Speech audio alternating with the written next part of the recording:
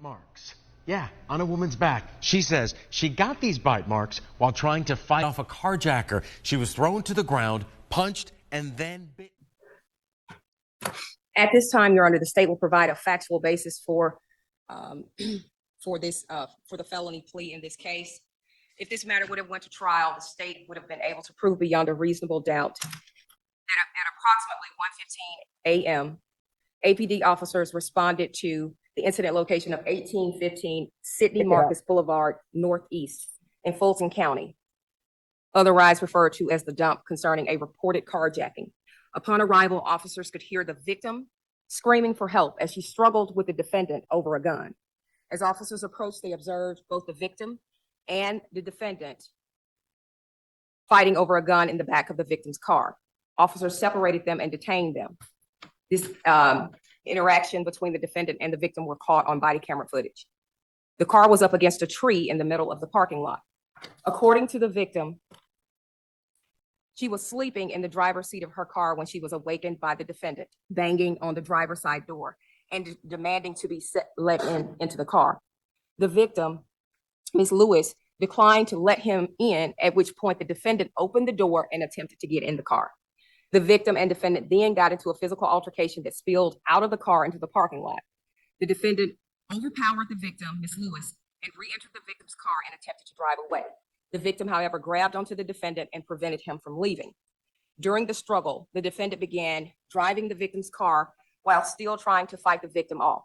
During the fight, the defendant struck a curb, struck a tree, and backed into a second tree. The victim had a gun in the center console and reached for it. Once she had the gun, the defendant began wrestling for the gun, punching her in the face several times. Officers observed swelling to her face and cuts to her lips.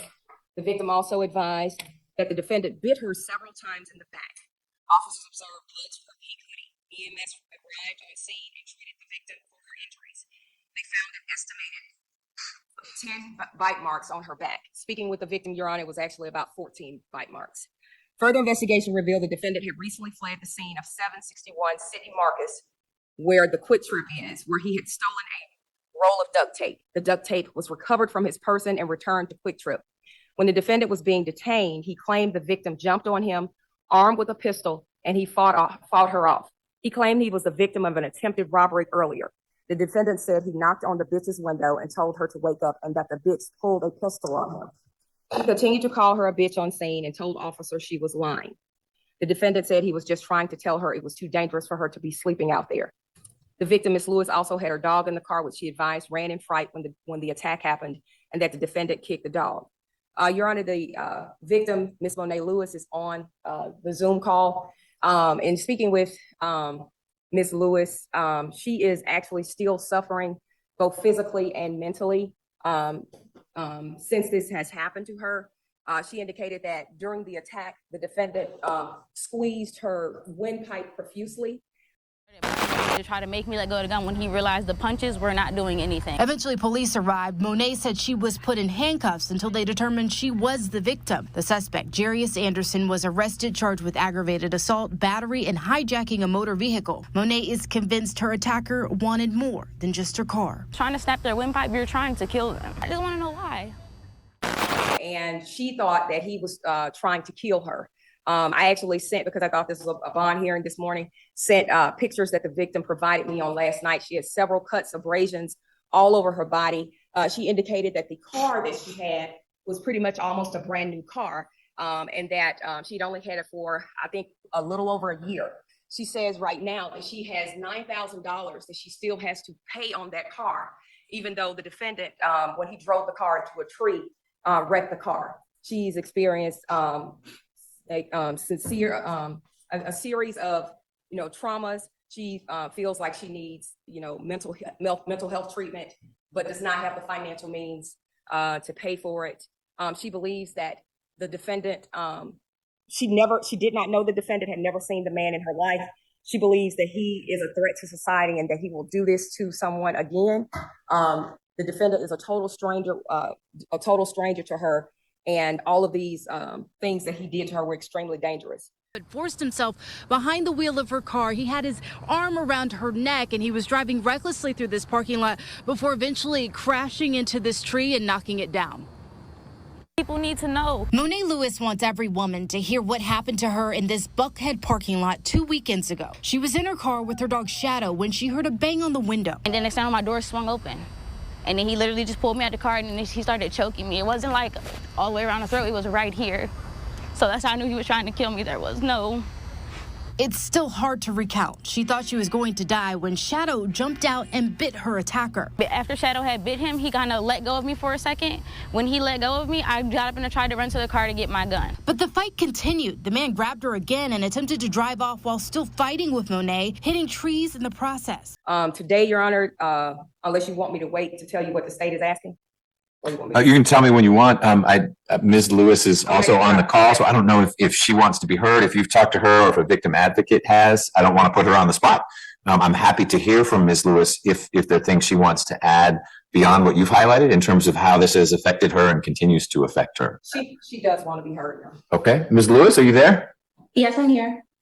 Good morning. It's afternoon now. Good afternoon. Thank you for joining us. Hi, how are you? I'm doing okay. If you're comfortable, if you want to tell me more about how this situation has affected you and continues to affect you, you're welcome to do so. You don't have to say anything at all, but this is an opportunity for you to be heard beyond what Ms. Clark has already shared. And I'll let you know, I did receive the photographs. I hope, Ms. Wood, you got the photographs as well that were taken at Grady. So I've reviewed that and seen what you looked like after this happened. That doesn't tell me how you felt. My guess is you were incredibly shaken up and continue to be. But if you want to share things with me, I'm happy to listen. So for the fracture in my face, that fracture is still there. And it will not, it has not healed yet, and I still get pain from that fracture every single day. I still have nightmares from the situation and everything. I have scars that go across my back and my arm that limit because I used to model full time, and I did a lot of headshots and beauty shots, and because of that, I can no longer work. I can no longer work in the industry because of these scars. It's just sad to me to even. I really want to know why. I want to know why. And then I have pictures of my car from after the incident as well. He was trying to break into my car. You can see where the window was smashed in, where he was trying to smash the window in. And my car is completely totaled out. Like she said, I have almost $10,000 still to pay on my car. That's another debt that's just accumulating because I don't have the finances to pay for that. So, Ms. Anderson, I've got a couple questions, if I may. One, did you get your dog back? Your dog wasn't lost? Yes, I have him microchipped, so I did get him back. He is back. Good. And how about work? Are you able to work? I understand you may not be working in your industry of choice because of the scars that you've talked about, but have you been able to get back to work? And if so, what kind of work are you doing? Right now, recently, I have not been able to get back to work because it's just been I've been scared to take Ubers. It's anybody that remotely looks like him terrifies me. Okay. And your car doesn't work anymore. I mean, hitting the tree, I understand it damaged it, but it made it undrivable. Yeah, so the radiator was busted. It was busted in the front and the back. So there was nothing they could do to fix it. The front was completely smashed in, and then the back of the trunk was completely smashed in as well. So my insurance totaled it out.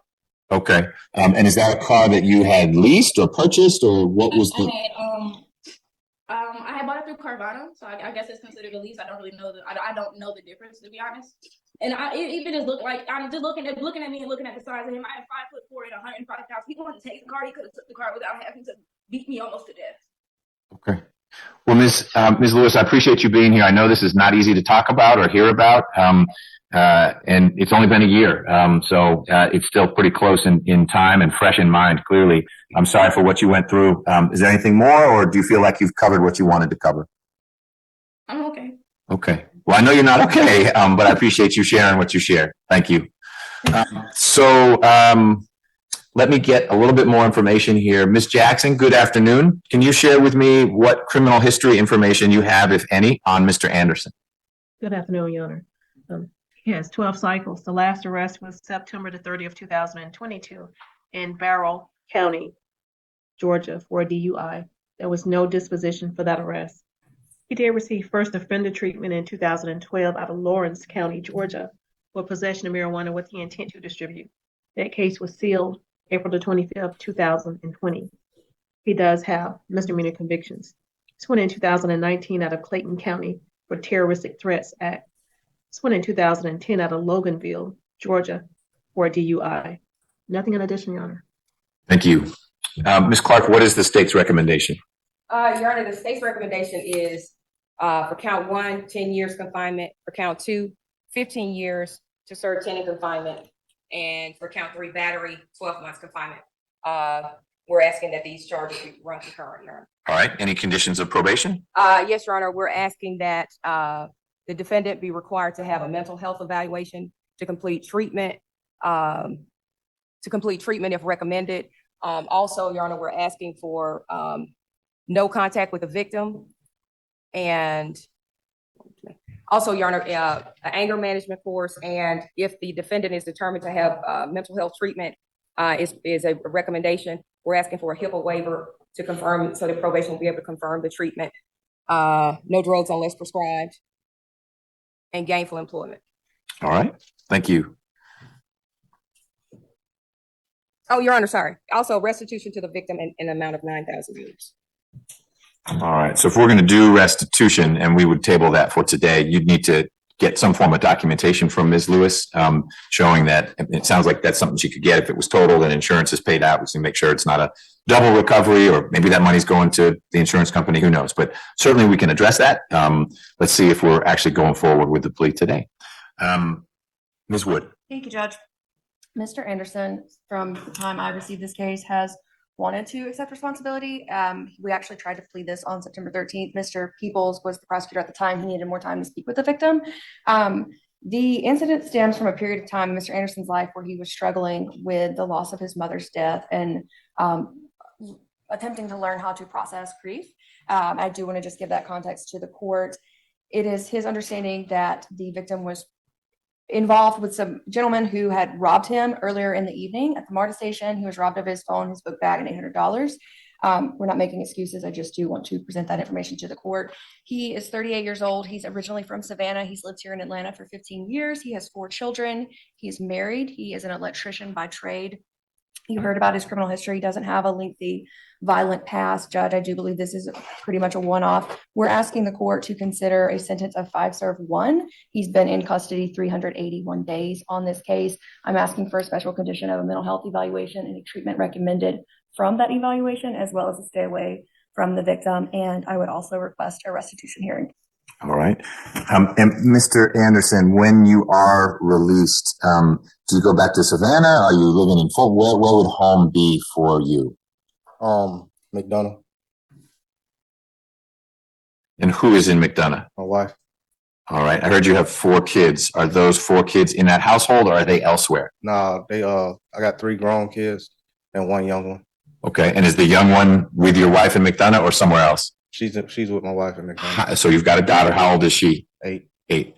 And the other 3 are all adults somewhere else? They're all adults. Okay. Are they in Georgia or somewhere else? They're in Georgia. Okay. All right.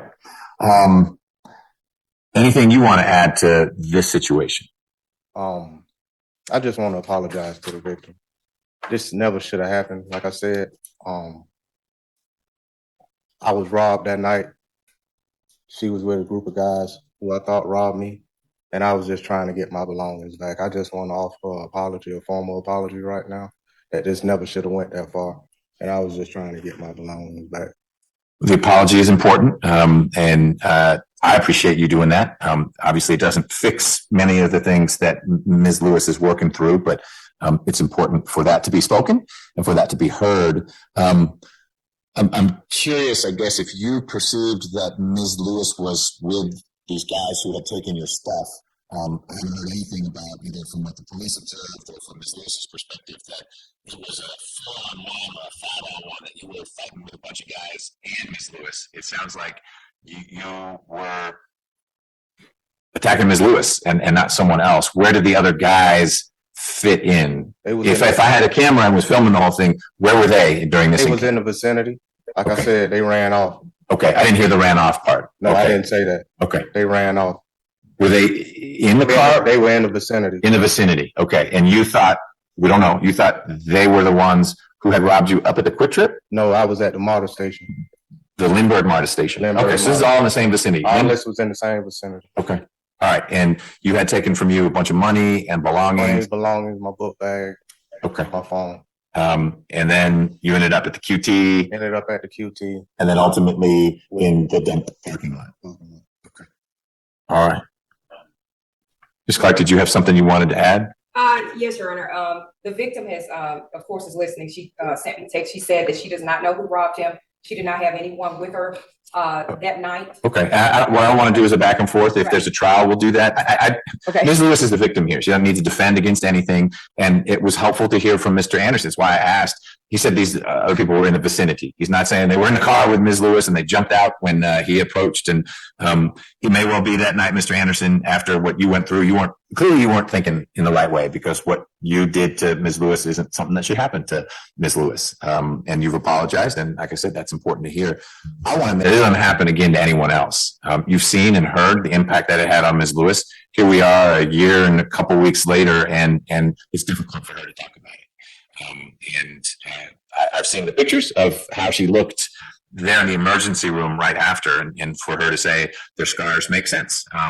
And I had no idea that she's someone who, for part of her career, was a model, and now she's saying that's not a possibility. So there's a lasting impact of the decisions you made, and they were ones that terrified her. And I guess we should all be grateful that that gun didn't go off, because you could be dead, she could be dead, you both could be dead. I mean, that's how serious it got.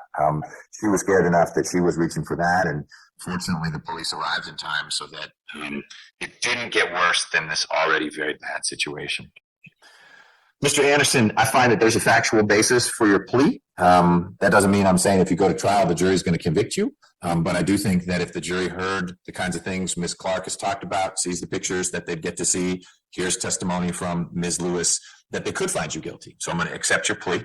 I also find that your plea is knowing and voluntary. Knowing means you've understood the things we've talked about. Do you have any questions about anything we've discussed so far? No, Your Honor. Voluntary means no one's forcing you to enter this plea, but you've decided that you want to try out this plea, knowing that you can withdraw it if the sentence I impose is more severe than you're willing to handle right now, and you'd rather have this case go to trial.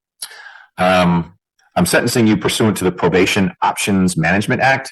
That means that the portion of your sentence that's on probation, while you're on probation, if you have what we call a technical violation, you miss a meeting, and I'm making this up, I'm not suggesting this is your lifestyle, you test positive for marijuana or something like that, you don't have to come back and see me. You and probation will work through whatever the consequences ought to be for that. But if it's more serious, you get arrested for something, or there's any evidence that you have attempted to contact Ms. Lewis in any way, calling her, writing her, anything like that, that will come back to me, and we would deal with the consequences of that. Ms. Lewis has described you as a complete stranger. Would you describe her in the same way? As in, this is not someone you knew prior to the evening of October 23rd? I didn't know her. Okay, that's all. I asked that in a weird way, but you didn't know her before that. I didn't know her. That makes the no contact all the easier. It's not someone you've known before, like, oh, I got a set of friends and she's got a set of friends and they're going to overlap. It ought to be real easy for you to never, ever be around her again. You agree? Yeah, that's correct. Okay, especially if you're going to be down in McDonough. All right. Mr. Anderson, I am recommending right now, not having heard all the evidence at the trial, but what I've heard and seen today, a sentence of, and I'll break it down in pieces in a minute, of 8 years to serve 3 years with the balance on probation. So count 1 would be 8 to serve 3, count 2 would be 8 to serve 3, and 3 would be serve all 12 months. I've already served those.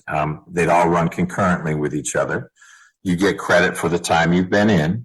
The special conditions of probation would be, number 1, most important, no contact with Ms. Lewis. Number 2 would be that you do submit to a mental health evaluation, just so we can make sure if you're working through grief issues or anything else,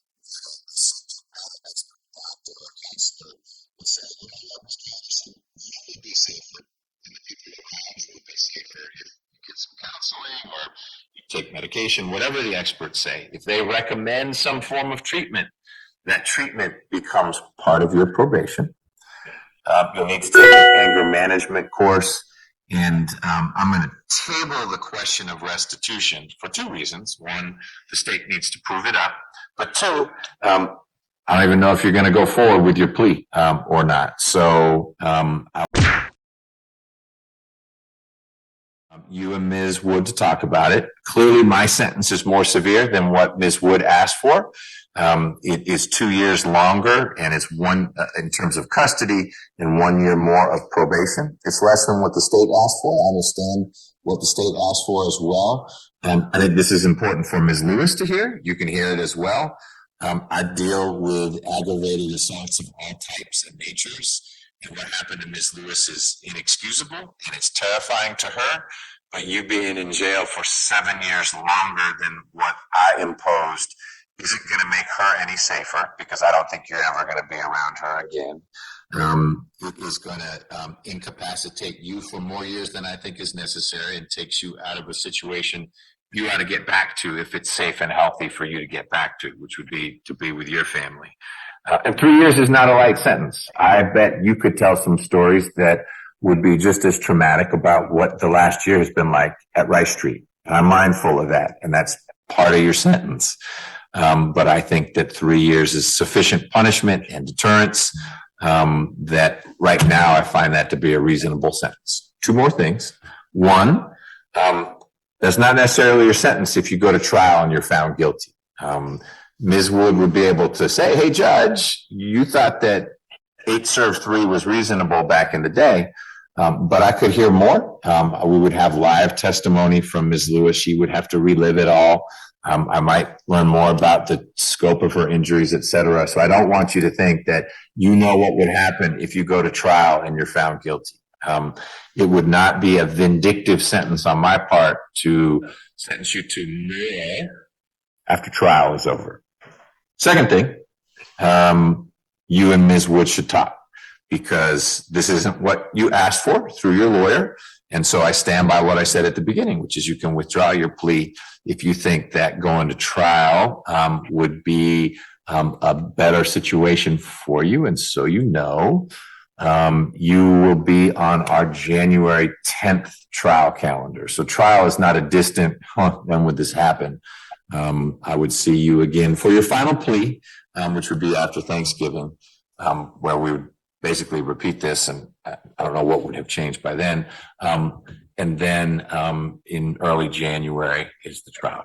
Just wanted you to have all that information. You two should talk. And that's the end of this hearing. What do you think? Was the defendant telling the truth? Was the judge's sentence too light? Please comment below. If you like this video, please subscribe for more. I didn't do anything. She's thankful to be alive and for Shadow, who helped her when she needed it the most. Because if it wasn't for him, like I said, I don't think I would have been alive. And Shadow by her side, Candace, during that interview. Channel 2's Candace McCowan back live with us now in Buckhead, right off Sandy Marcus Boulevard. And Candace's dog, Shadow, again, ran off in all this. Yeah, it was really traumatic for her. The dog was actually kicked by that attacker, yelped and ran off. It was not until the next day, while Monet was still at Grady being treated, that dog, who was microchipped, picked up by the animal shelter. They gave her a call, and once she was released from the hospital, her first stop was stopping by to pick up her dog and make sure she could take it home with her. She says her reward now is that he gets to actually sleep in the bed next to her. George. Yeah, I mean, at least that. Incredible story. Candace, thank you.